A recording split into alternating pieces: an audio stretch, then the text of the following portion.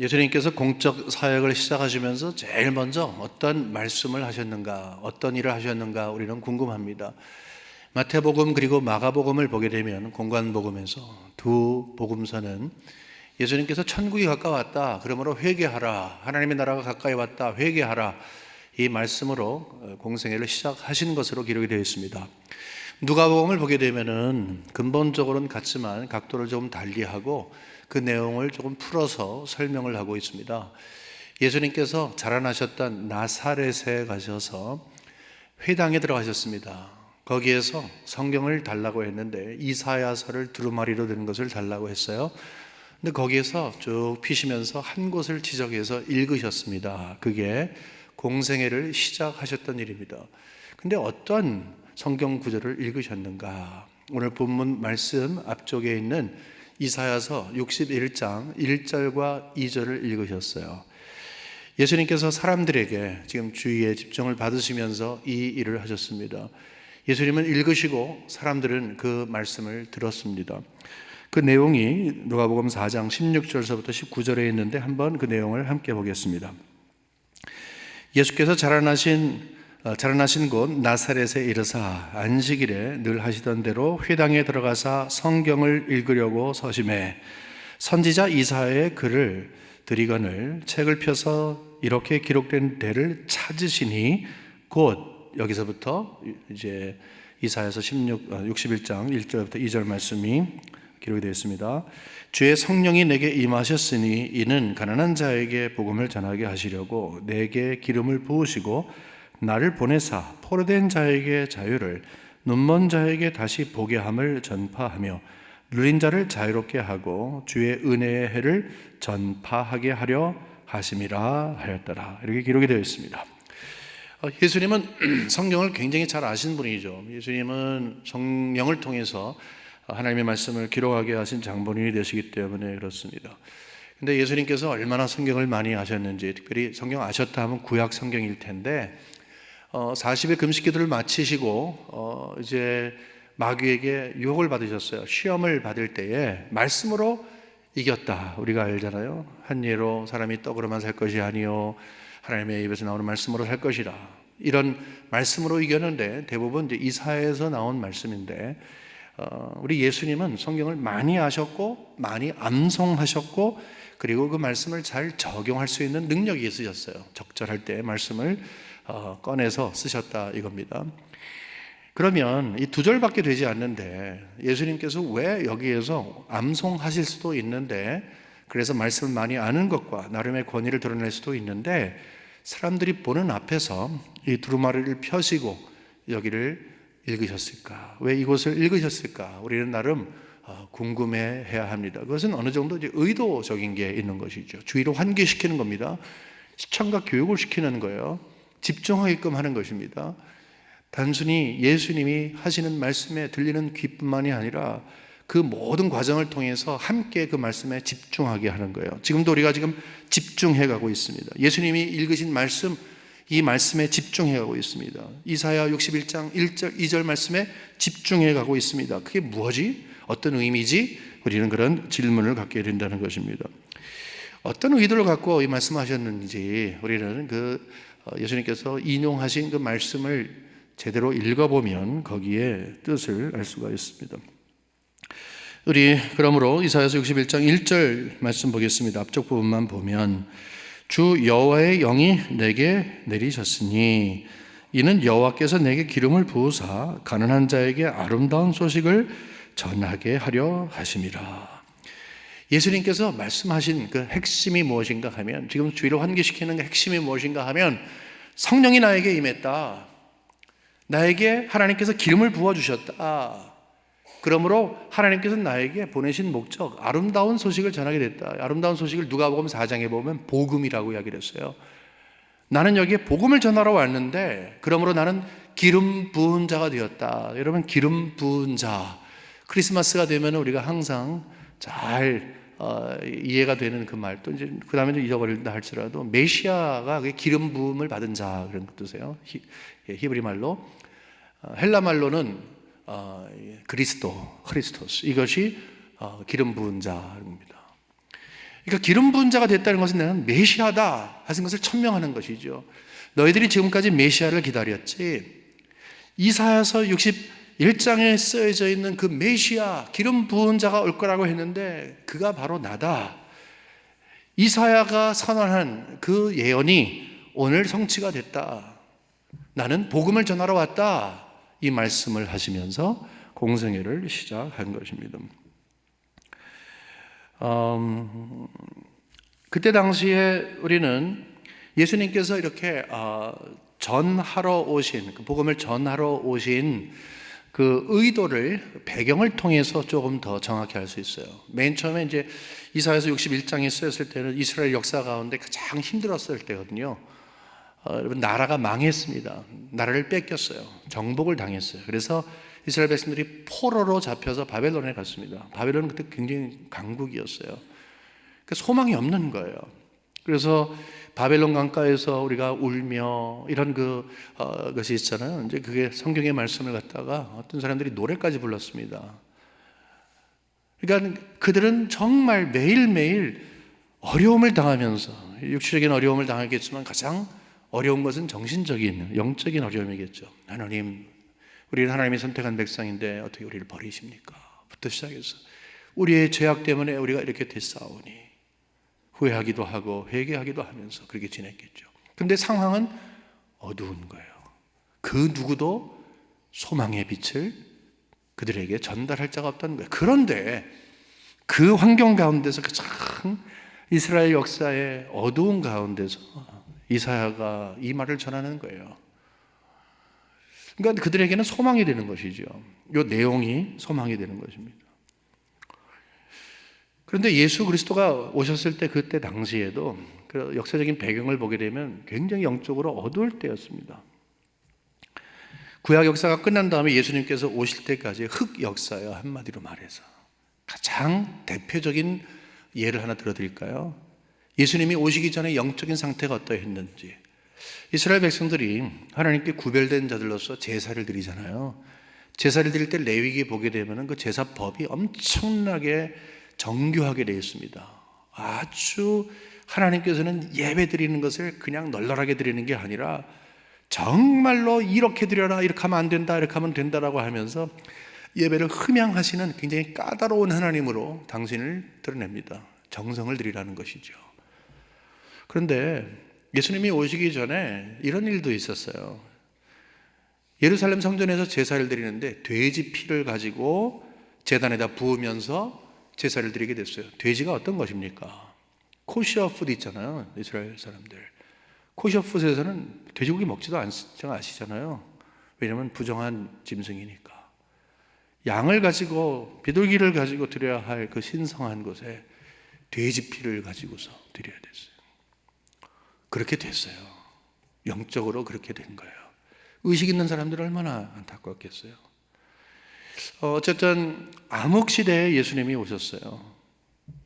그래서 아주 바벨론에 잡혀가서 포로 생활하면서도 굉장히 어두웠지만 예수님이 오셨을 때에도 굉장히 어두워서, 그래서 빛으로 오신 예수님을 이야기하면서 어둠에 왔으나 그 어둠이 빛을 제대로 알지 못했다, 이렇게 설명을 하고 있는 것입니다.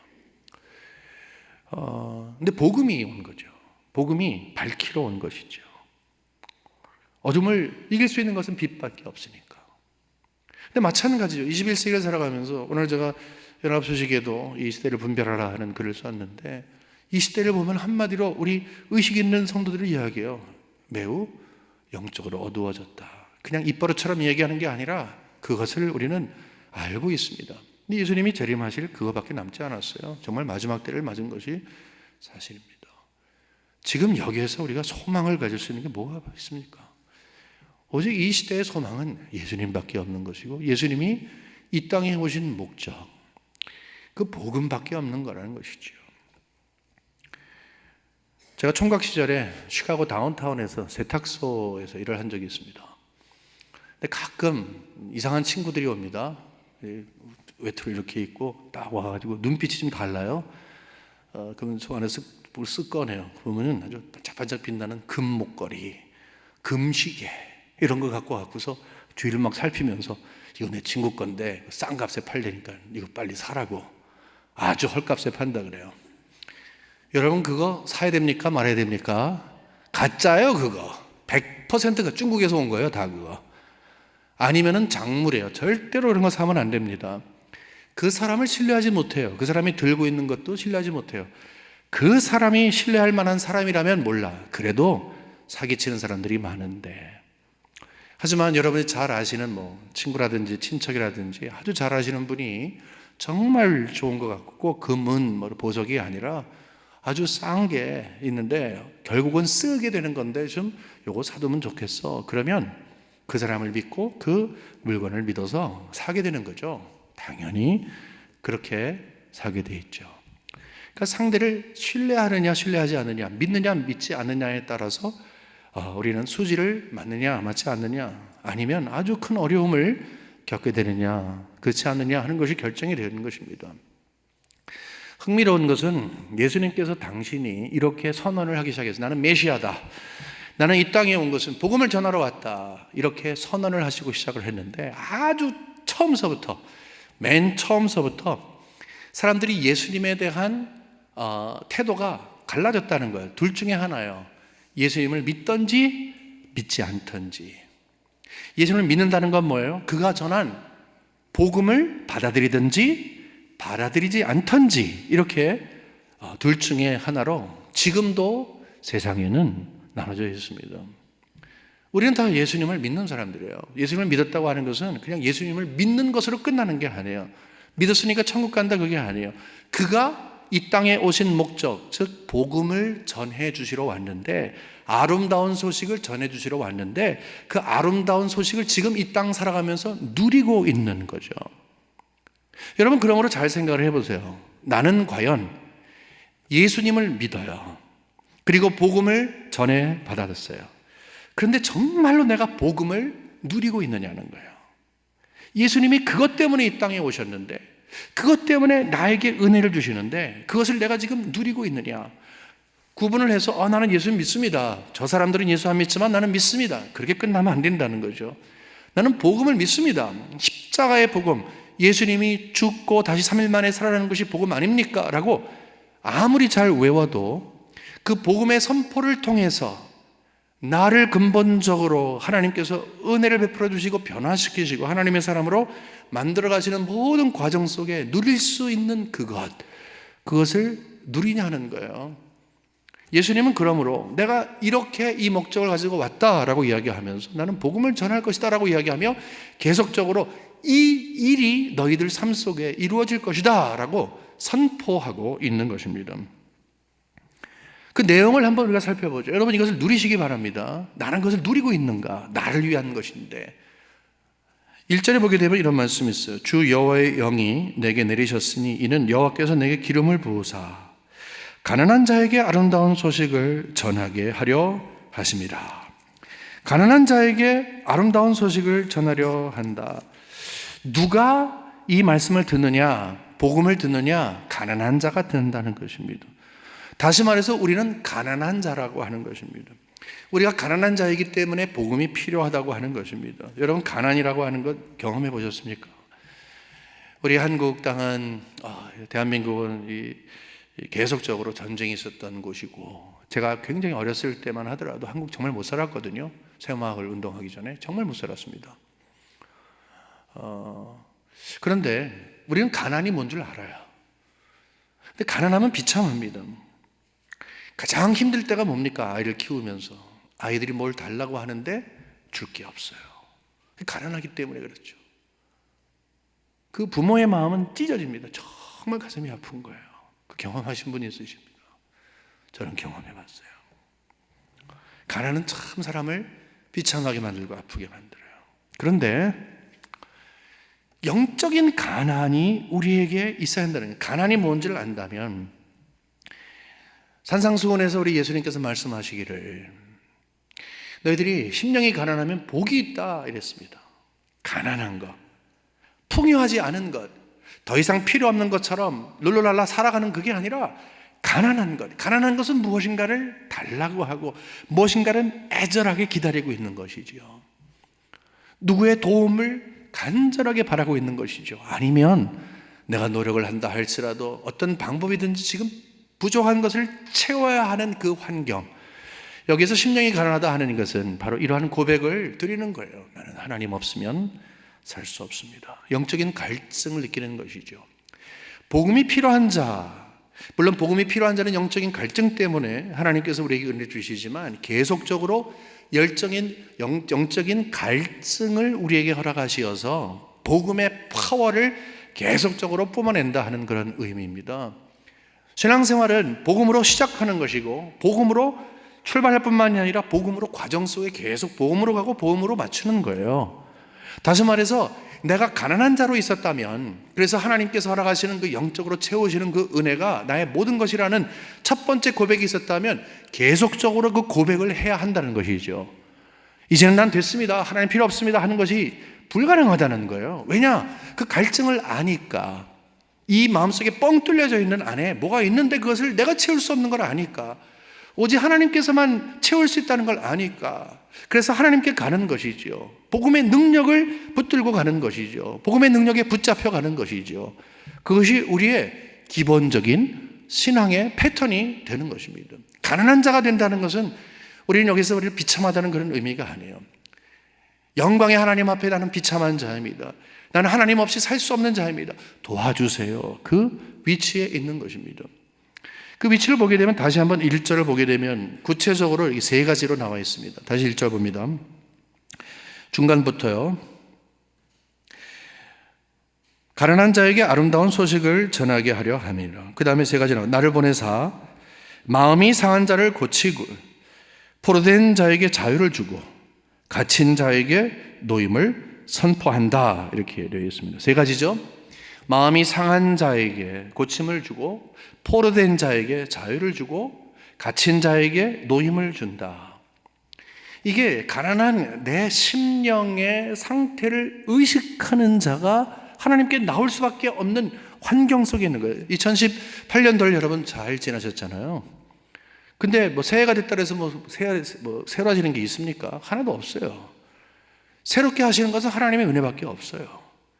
새로운 피조물로 만드신 그가 우리를 새롭게 하시는 그때 우리가 새롭게 되는 것이지, 가만히 멍청하게 했을 때 모든 것이 새로워지는 거 없어요. 달력 하나 새롭게 다는 것밖에 없습니다. 다른 건 새로워지지 않습니다. 하지만 하나님께서는 우리를 새롭게 하시는 은혜가 있다는 거예요. 여기서 상한 대로 그냥 두지 않으시고, 포로된 상태에서 그냥 두지 않으시고, 갇힌 상태로 두지 않으시고 변화시키신다는 거예요. 그게 복음의 파워라는 겁니다.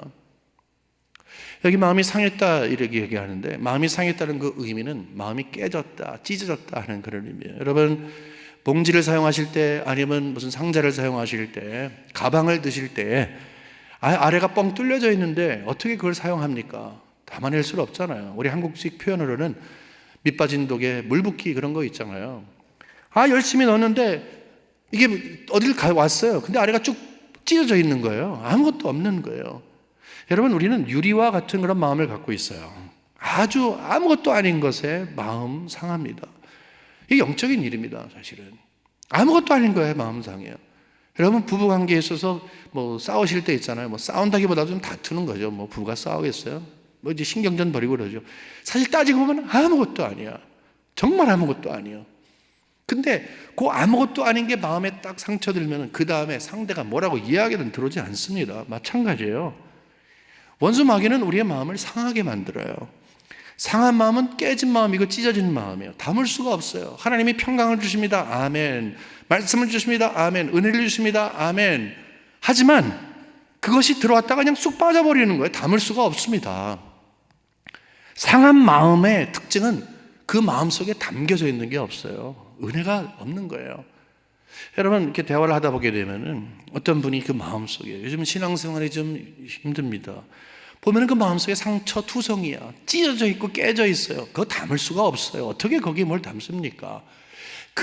만일에 이런 상황이면은 복음이 필요한 거죠. 우리 주님이 필요한 거죠. 고치셔야 되는 거예요. 뭘 고칩니까? 더 많은 것으로 줘도 더 많이 빠져나가요. 허무하죠. 도리어 깨진 마음이 고쳐지게 되는 거예요. 그가 찔림으로, 그가 깨짐으로, 그가 온전하게 하시는 은혜가 나에게 있으므로. 여러분, 이것은 영적인 일이죠. 이걸 경험해야 되는 거예요. 여러분 절대로 마음 상한 대로 그냥 있으면 안 돼요. 마음이 상한 거 있을 때 주님 앞에 나가야 되는 거예요. 그게 복음이에요. 십자가로 나가는 거예요. 그냥 포로됐다고 이야기하는데, 포로된 것을 이야기할 땐 영적인 것을 이야기하죠. 우리가 자유로운 사람들 아닙니까? 근데 무엇으로부터 우리를, 어떤 포로됨으로부터 우리를 자유케 한다는 거예요? 그것은 이 세상의 권세 잡은 원수의 권세로부터 우리를 자유케 한다는 거예요.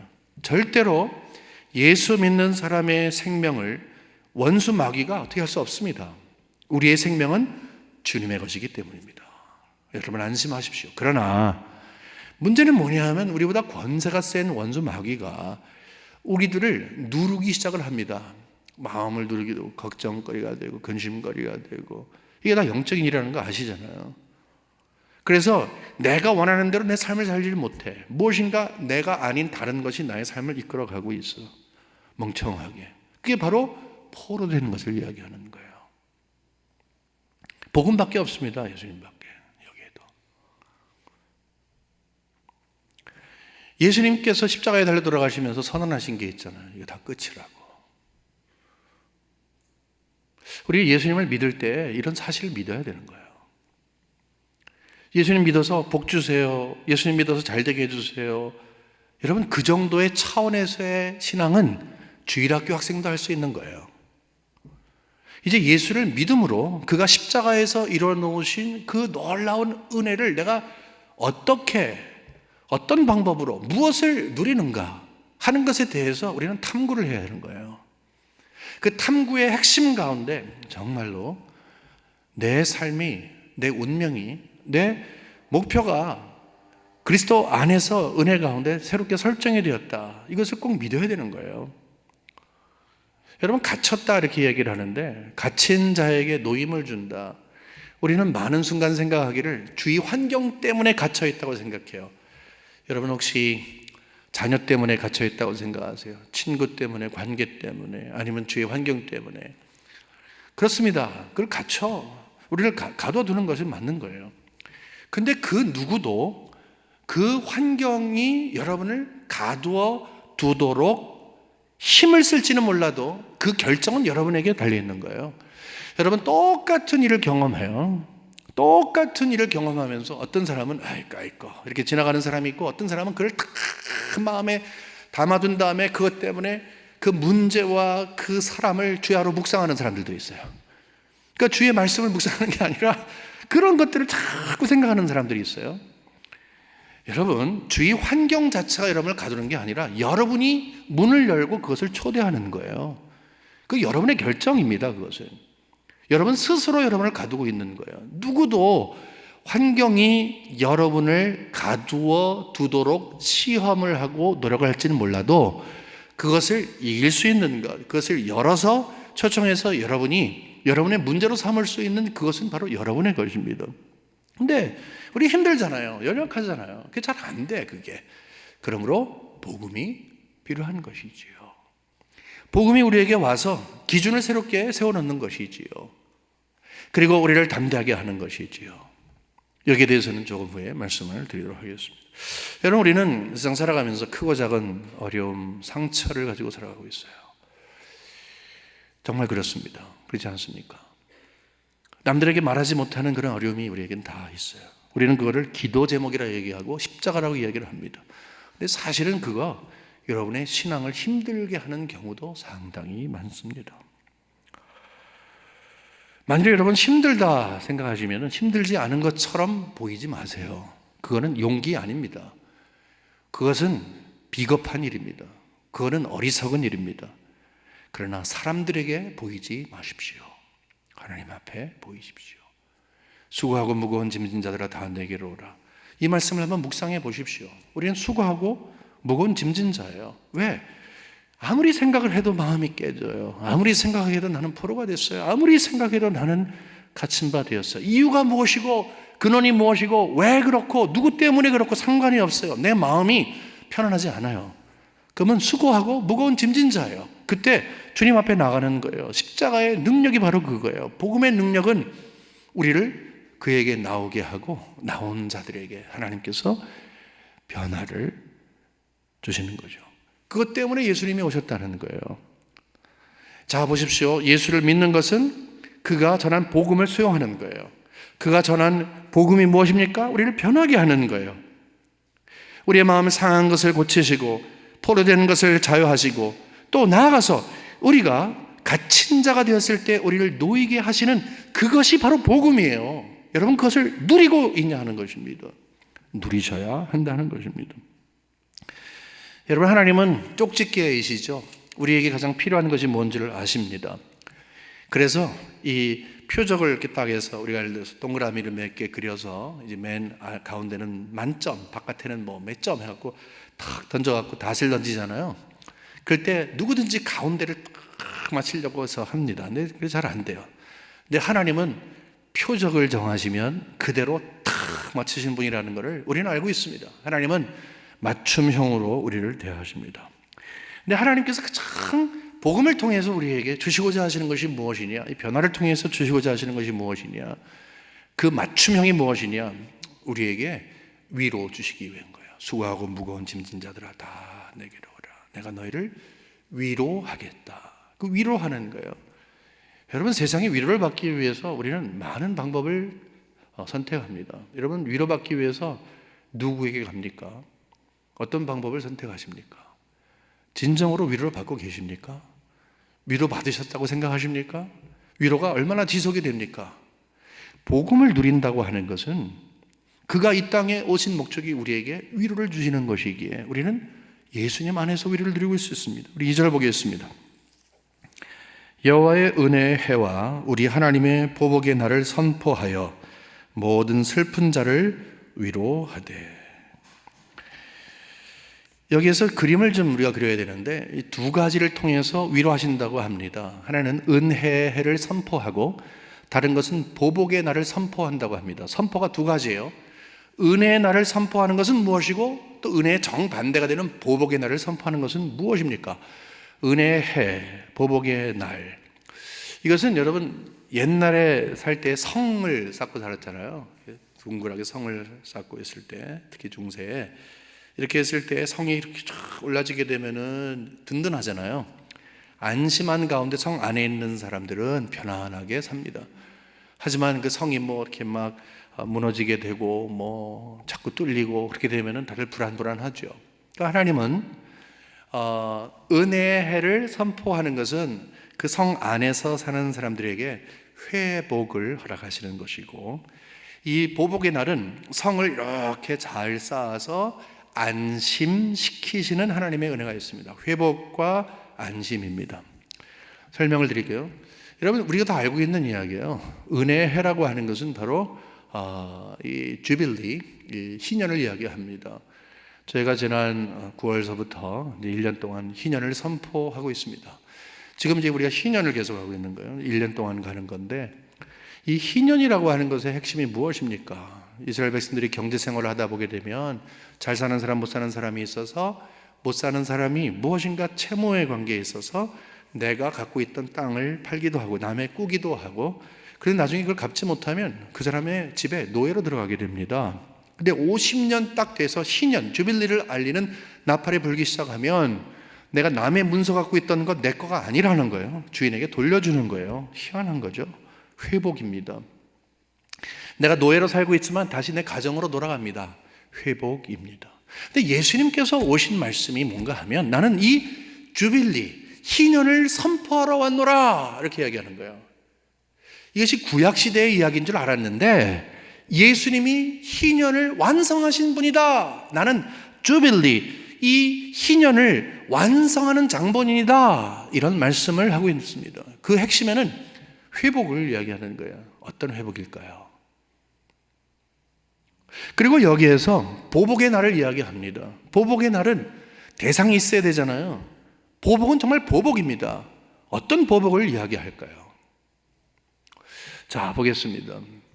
우리 에덴 동산에서 있었던 일이 있습니다. 우리 하나님과 아담은 교제를 나눴던 관계예요. 친밀한 관계였어요. 그런데 죄를 지었죠. 죄를 지은 다음에 하나님으로부터 떨어져 나갔습니다. 떨어져 나간 우리가 하나님과의 회복을 하기 위해서는 반드시 피가 필요했어요. 우리는 노력할 수 없어요. 우리는 즐거움도 없어요.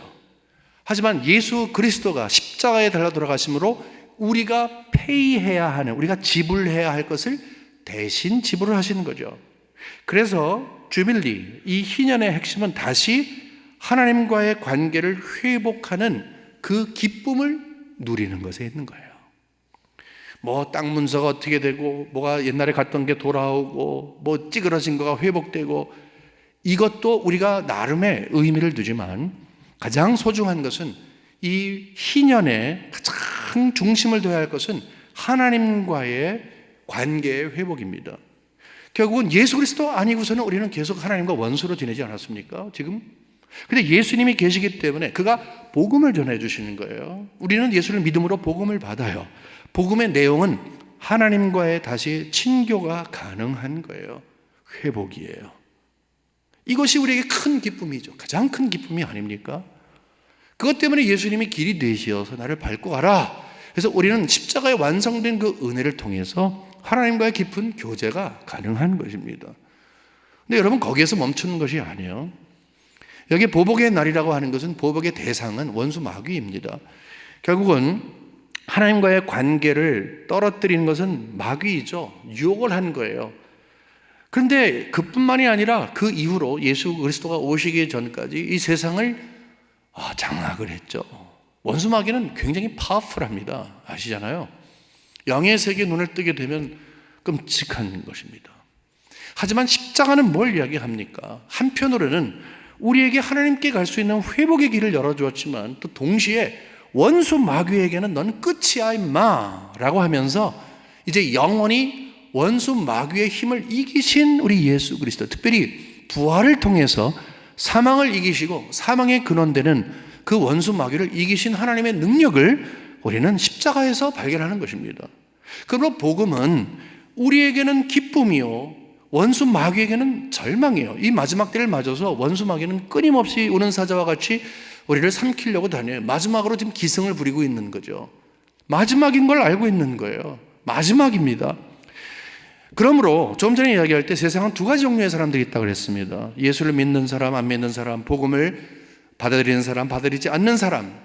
그런데 내가 정말 복음을 누리느냐, 누리지 않느냐, 이 차이는 하나님과의 교제를 통해서 이 땅에서의 교제뿐만 아니라 영원하게 천국에 가서 하나님과 영원히 누릴 수 있는 그 관계 속에 누릴 수 있는 복을 받고 있느냐, 아니면 여기에서 저주를 받은 원수 마귀와 함께 영원히 지옥으로 가느냐, 거기에 달려있는 것입니다. 예수를 믿는 것은 이렇게 큰 일이에요. 여러분, 대단한 결정을 하신 거예요. 이것이 뭐 이렇게 들어와갖고서 뭐 금, 시계, 금목걸이 이것과 비교가 되겠습니까? 이거보다도 소중한 것이 어디 있겠습니까? 질문은 이것을 여러분이 누리고 계시느냐 하는 것입니다. 누리시기를 주님의 이름으로 축원합니다. 근데요, 여러분 보세요. 올해 저희가 표를 정했는데, 여러분 표가 뭡니까? 활짝 웃으며 삽시다. 이 달력을 만들어야 되기 때문에 가을에 이거를 이제 만들어야 돼요. 제가 만들었는데 얼마나 촌스러운지 몰라요. 기도하면서 만들었는데 이거 외에 다른 것들이 많이 있었어요. 야, 근데 하나님께서 자꾸 여기 필이 꽂히게 되는 거예요. 그래서 이 인쇄소에다가 보냈다가 바꾼 거 한 3번 정도 했어요. 근데 아니다, 하나님이 주신 이것이라 생각하고 활짝 웃으며 삽시다. 이것을 올해 표어로 삼습니다. 이게 신의 선포와 연관이 있는 거예요. 세상 전문인들은 좀 웃으라고 이야기를 합니다. 웃으라고 이야기를 해요. 글쎄 보니까 하루에 하하하 이렇게 10번 이상 웃으면은 젊어진대요. 건강하고 암세포가 죽어진대요. 그러니까 웃는 건 너무 좋지 않습니까? 그러니까 여러분 한번 집에서 아하 하고서 한번 10번 웃어보세요. 제가 설교 준비하면서 웃었더니 한 5번까지 되는데 그 다음에 안 돼. 이거 왜 웃는지를 모르고 웃는 것처럼 정말 웃긴 게 없잖아요. 이거 정말 웃긴 겁니다, 이거. 근데 웃으라고 합니다. 조건적인 거예요. 세상에 좋은 일들이 생길 때 웃는 것은 새도 웃어요. 지나가는 개도 웃어요. 하지만 정말로 마음속에 조건이 있으면 웃는 반사적인 그것이 아니고 환경이 어떠하다 할지라도 진정으로 내 마음속에 웃음의 동기가 되는 기쁨이 있다면, 그것이 내 얼굴에 여과 없이 드러나는 것이 된다면, 얼굴에 있는 기쁨은 그 마음속에, 얼굴 속에 있는 웃음은 그 마음속에 있는 기쁨인 것을 마음 놓고 드러낼 수 있다면, 여러분, 그것이 정말 웃음인 것입니다. 여기서 웃자, 활짝 웃자 하는 것은 다시 말해서 마음의 기쁨으로 가득 채워자는 것입니다. 저는 여기서 이런 복음을 전할 수도 있습니다. 그게 뭐냐면, 복음을 믿으십시오, 예수를 믿으십시오, 그러면 하나님께서 주위에 있는 모든 잡초들을 다 제거할 것입니다.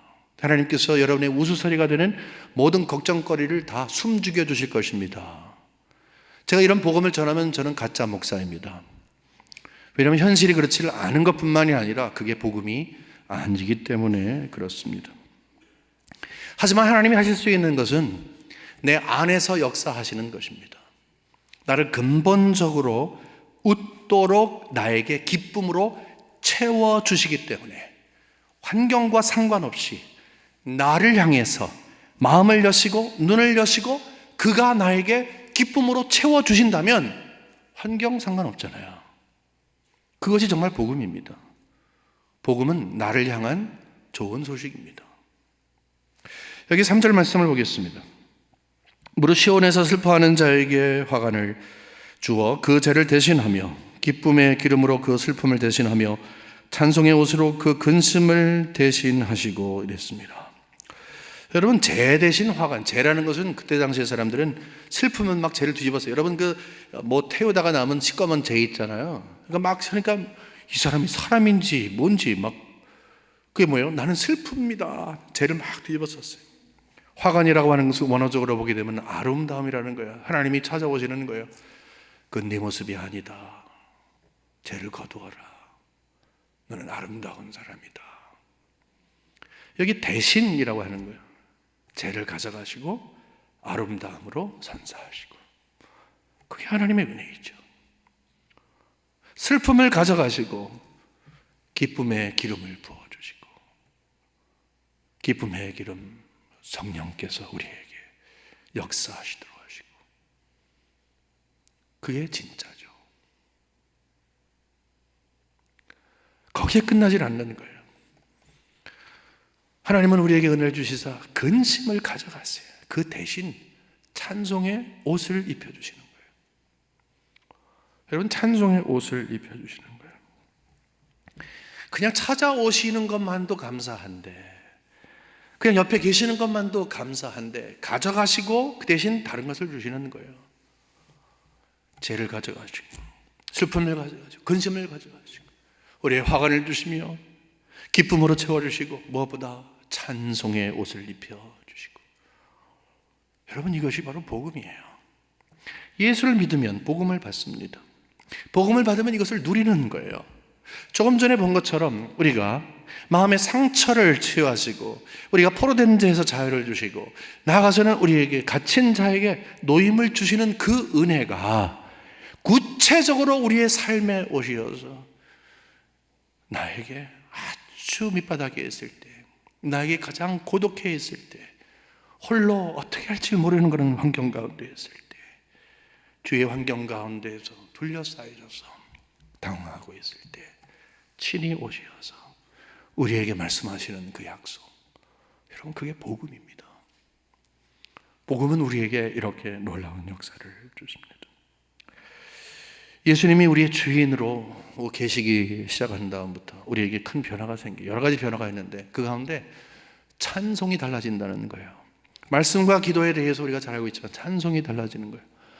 찬송, praise라고 하는 것은, 우리가 어떤 아이가 그림을 그려왔는데 손으로 그렸는지 발로 그렸는지 잘 몰라요. 그래도 칭찬하잖아요. 와, 대단하다. 그러면 정말로 신이 나잖아요. 하나님으로 인정해드리고 칭찬해드리는 거예요. 우리가 칭찬하다는 그 표현 자체가 조금 그렇지만 하나님께서 너무 대단하십니다라고 하는 거예요. 그런데 그냥 아무것도 없는데 칭찬하면 그런 정신이 없는 사람이죠. 하나님이 행하신 일을 보는 거예요. 복음으로 행하신 일을 보는 거예요. 내 마음속에 근심이 있었어요. 내 마음속에 고통이 있었어요. 무거움이 있었어요. 근데 내 앞에 계신 우리 예수 그리스도가 내 안에 계셔서 성령을 통해서 역사하시면서 그것을 변화시키시는 거예요. 내 것을 가져가시고 하나님의 것으로 주시는 거예요. 그 변화를 여러분 경험해 보셨습니까? 바로 그때 터져나오는 기쁨, 그 터져나오는 기쁨을 갖고 주를 높여드리는 것, 칭찬하는 것, 그게 바로 찬양이에요. 찬양에는 노래가 아닙니다. 찬양에는 능력이 있어요. 왜냐하면 하나님이 하신 일에 대한 반응이 거기에 있기 때문에 그렇습니다. 진정한 찬양은 하나님께서 나에게 화관을 주시고 기쁨 아니에요? 기쁨에 기름을 부어주시고 기쁨 아니에요? 찬송의 옷을 입혀주시고 기쁨 아니에요? 주님께서 내 마음속에 역사하시는 그것 때문에 내가 이 세상에서 그 누구도 줄 수 없는 하나님께서만 주시는 그것을 경험하면서 터져나오는 것, 그것은 진정한 기쁨의 찬양인 것입니다. 여기 뒤에 보니까 의의 나무 곧 여호와께서 심으신 그 영광을 나타낼 자라 일컬음을 받게 하십니다. 여러분, 놀라운 일입니다. 하나님께서는 우리에게 이 은혜를 주세요. 그냥 회복시키셔서 하나님의 사람으로 만들어주시고 빌빌대는 나를 정말 은혜로 정신 차리게 하시고 그 길을, 믿음의 길을 걸어가게 하신 것만도 감사한데 영광을 돌리는 자로 세우신다는 겁니다. 우리가 교리문답을 공부하면서 맨 첫 번째 딱 충격을 받습니다. 사람이 사는 목적이 무엇입니까? 하나님께 영광을 돌리고 그를 기뻐하는 것. 깜짝 놀라는 거예요. 무엇을 하든지 하나님께 영광을 돌린다. 나는 그러지 못하고 있는데 심각하게 보면 거기서 더 이상 나갈 수가 없습니다. 그렇지 않습니까? 내가 하나님께 영광 돌리는 사람이 된다는 게 무슨 말입니까? 나는 지금 죄인이 되었다가 하나님의 은혜로 이제는 또이 하는 그런 삶을 사는데 나는 넘어지고 쓰러지고 다시 일어나는 오뚜기 같은 삶을 사는 것, 그것만도 지금 벅차있는데 무슨 하나님의 영광은 영광입니까? 근데 하나님이 약속하시는 것이 있습니다. 네가 하는 거 아니다. 시편 1편에 있는 것 말씀처럼 우리는 시냇가에 남은 나무와 같이 그 시절을 쫓아 정말 풍성하고 푸른 잎사귀와 열매를 맺을 수 있는 근거가 무엇입니까? 우리 스스로 할 수 없는 거예요. 복음이 무엇입니까? 하나님이 나와 함께 계시는 거예요. 복음은 떨어져 있던 나에게 다시 회복을 시키시는 거라고 했습니다. 하나님과의 교제가 있는 것입니다. 여러분, 하나님과의 교제가 지속되면서 무슨 일이 일어난 줄 아십니까? 하나님의 자양분이 나에게 오는 거예요. 예수가 나를 하나님과 연합시키는 것입니다. 그 가운데서 교제를 하는 거예요. 하나님의 말씀으로 나에게 자양분을 주시고 내 속에 있는 찌꺼기가 다 하나님 앞에 가는 거예요. 영적인 교제가 있는 거예요. 하나님의 것이 자꾸 내 것으로 되는 거예요. 그러다 보게 되면 하나님이 영광 돌리는 사람으로 빚어가시는 은혜가 있는 것이죠. 이거 생각만 해도 마음이 기쁜 거예요. 나는 그저 하나님의 아들 되고 딸 된 것만도 감사한데 어떻게 나를 통해서 하나님이 영광 받으시려고 합니까? 여러분, 이거 생각하면요 마음속에 기쁨이 충만할 수밖에 없는 거예요. 기쁨이라는 것은 감각적이고 눈에 보이고, 그래서 이거 없으면 기쁘고 아니면 슬프고 하는 그 정도의 차원에서의 기쁨을 이야기하는 거 아니에요. 하나님이 계시고 그가 항상 나와 함께 교제하고 계시기 때문에 마음속에서 항상 일어나는 그 기쁨, 그것이 복음이 주는 가장 큰 기쁨이란 겁니다. 말씀 맺겠습니다. 여러분, 예수님의 삶을 한번 묵상해 보십시오. 예수님은 인간적으로 볼 때는 실패자예요. 세상 사람들은 예수님이 누군지를 모르고 그냥 문헌적으로 보면 33살의 요절한 젊은 청년입니다. 그것도 반역을 일으키다가. 그거예요. 대체 더 이상이 없습니다. 우리는 그렇지 않잖아요. 하지만 예수님의 삶은 실패작이 많아요. 12명 제자 불러갖고서 3년 동안 가르쳤는데 승천하시기 바로 전에 아직도 복음이 뭔지, 복음 전파가 뭔지, 성령이 뭔지, 교회가 뭔지 잘 모르고 있었어요. 그가 기적을 베푸시고 우르르 몰려다녔던 그 군중들이 역시 마찬가지로 폭도로 변해갖고 예수님을 십자가에 못 박으라 죽이는 사람이 됐어요. 예수님은 그래서 고독하게 십자가에 달려 돌아가셨어요. 예수님은 객관적으로 보면 실패작이에요. 그러나 우리는 그렇게 이해하지 않습니다. 그것이 복음이 아니에요.